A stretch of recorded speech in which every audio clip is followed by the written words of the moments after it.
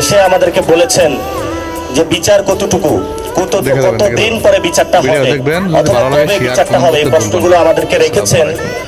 তা আমরা সুনির্দিষ্ট আকারে আজকের আমি প্রোগ্রাম থেকে মাননীয় যিনি স্বরাষ্ট্রমন্ত্রী আছেন ওনার কাছে সুস্পষ্ট কিছু মেসেজ দেওয়ার চেষ্টা করব। প্রথমত হলো উনি গতকালকে না পরশু দেখলাম টিভিতে উনি অটোরিকশা নিয়ে ব্যস্ত আছেন। স্বরাষ্ট্রমন্ত্রী যিনি সবচেয়ে প্রথম কাজটা হলো বাংলাদেশে ধর্ষণ বন্ধ করা। আমাদের নারীরা আমাদেরকে মেসেজ দিচ্ছে যে এক নারী বলল তার দুজন বাচ্চা আছেন, ছোট ছোট বাচ্চা আছেন, উনি আতঙ্কে আছেন যে কে ধর্ষণ করে তাদেরকে চলে যায়।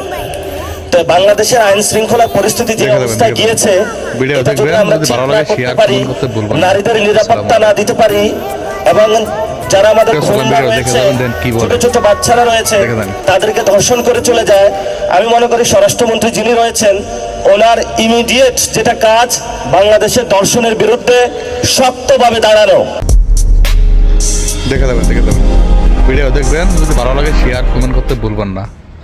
আমরা মনে করি যাদের থেকে আমাদের জন্ম হয়েছে কি বলে আজকে বাংলাদেশের 50% তারা, কিন্তু তাদের নিরাপত্তার অভাব বাংলাদেশে রয়েছে। এই জন্য সরকারের কাছে আমরা অনুরোধ জানাবো যে ধর্ষণ বন্ধ করার জন্য আপনারা দ্রুত উদ্যোগ নিন। এবং এখানে আমরা দেখতে পাচ্ছি অনেক দলীয় শেল্টারে এই কাজগুলোতে অংশগ্রহণ করছে, কিন্তু আমরা স্পষ্টভাবে বলতে চাই যারা অপরাধী তাদের কোনো দল নাই, কিন্তু আবার দলীয় পরিচয় ব্যবহার করেও কোনো সুযোগ নেওয়ার চেষ্টা করবেন না। এই জন্য স্বরাষ্ট্রমন্ত্রীকে বলবো দ্রুত উদ্যোগ নিন।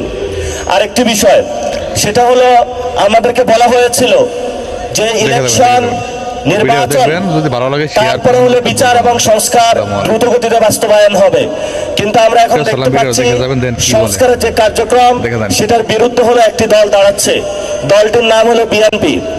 এই বিএনপির ভাই নেতা কর্মী এবং যারা পার্লামেন্টে যাচ্ছেন, যারা সরকারে আছেন, আপনাদেরকে অনুরোধ করবো সংস্কারের যে রিফর্ম অ্যাসেম্বলি সেটা দ্রুত গঠন করার জন্য আপনারা উদ্যোগ নিন।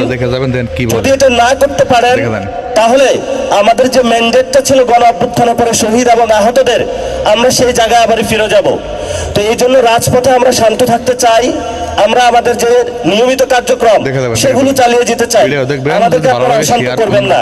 যদি আমাদেরকে আপনারা অশান্ত করেন তাহলে আপনারা অশান্তিতে থাকবেন।